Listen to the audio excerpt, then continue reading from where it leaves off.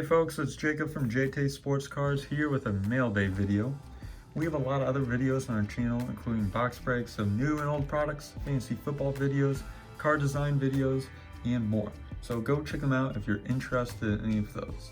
And if you like watching our sports card videos, we would appreciate it if you could hit the like button. And if you want to see more videos from us in the future, go ahead and subscribe to our channel.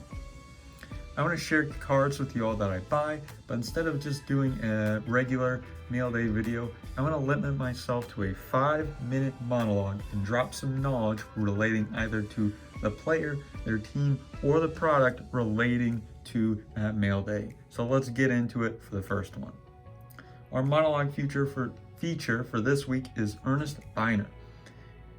Running backs are my favorite position in football, so I love collecting running backs and especially the prolific ones.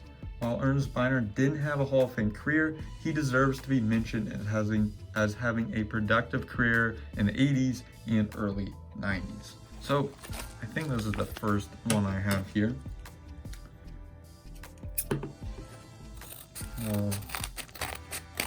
See if we can confirm that or not. First card that I got here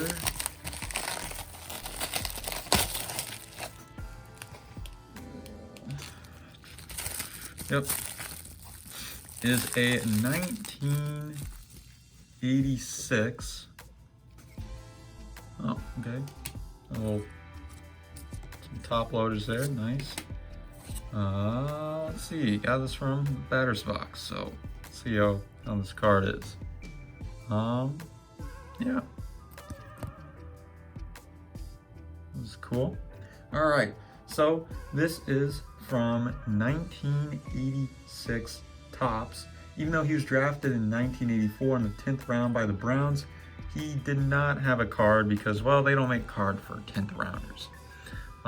So as you can see here, in 84 he did not have a big year, but he really broke out in 1985. Posting a 1,000-yard rushing season. He had 1,462 total scrimmage yards, but that warranted his first card being made for 1986 Topps. There's another card that came out that year too, as an insert for the 1,000-yard rushers. But the combo of Byner, Bernie Kosar, along with Marty Schottenheimer, helped the Cleveland Browns have the most success they ever had in the Super Bowl era. From 1985 to 89, the Browns made the playoffs for 5 consecutive years, their longest streak in the modern era.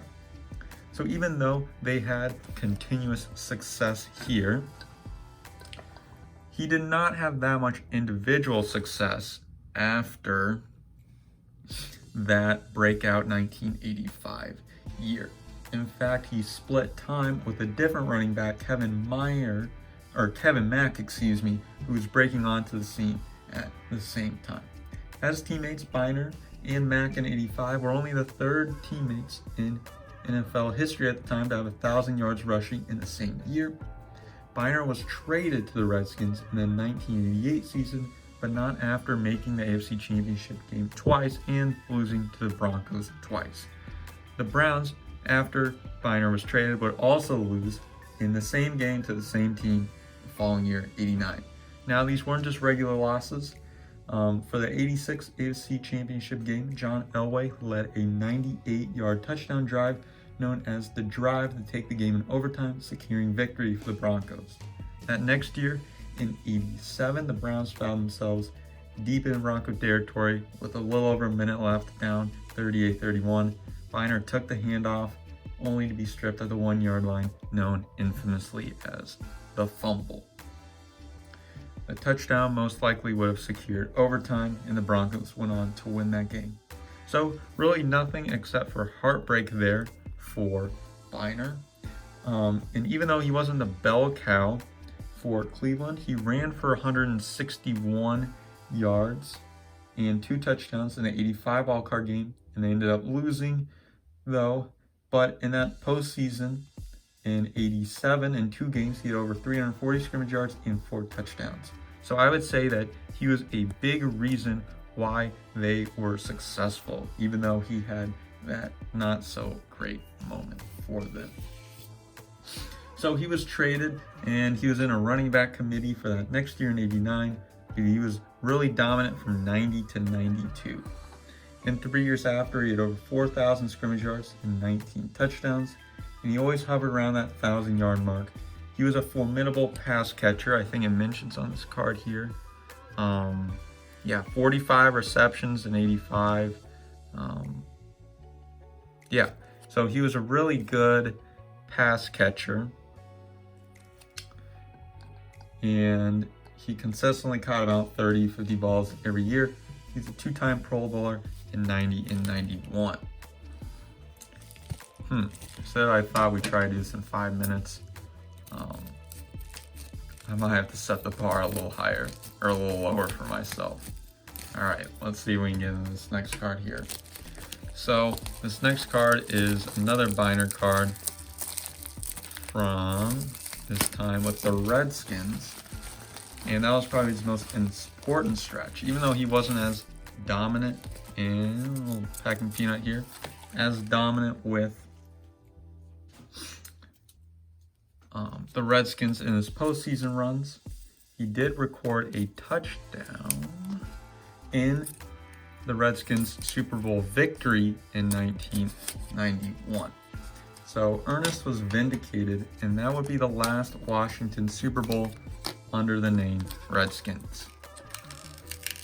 So he got ousted by younger backs after that. So this is his only trading card certified autograph I could find.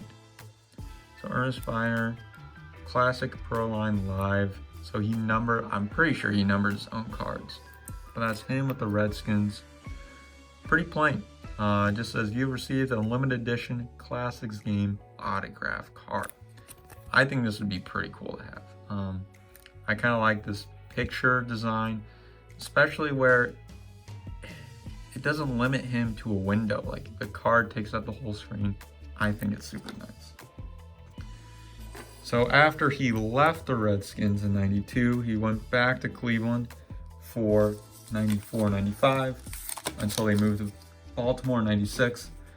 Byner retired as a Raven in '97, finishing with 8,261 rushing yards, 56 touchdowns rushing, 4,605 receiving yards, and 15 receiving TDs. He's currently 51st in career yards from scrimmage. So really for Byner, even though he had some hard times in Cleveland and might not be remembered for always the greatest things, he did get that Super Bowl victory, which is really big for the legacy of running backs. So thanks guys for watching this first edition of Mailday Monologue. Seems like I might have to set the bar a little bit lower for myself since I went well over time. But thanks for watching. Hopefully you learned a little bit about Earnest Byner if you didn't know anything about him. So we'll have more videos coming out in the future. If you guys like this style of Mailday, let me know in the comments. I think it's cool to show off cards that I get, but I don't want to do it in a super boring way. So let me know what you think about that. Anywho, feel free to check out the other videos on our channel. Until next time, this is Jacob from JayTaySportsCards. Thanks for watching.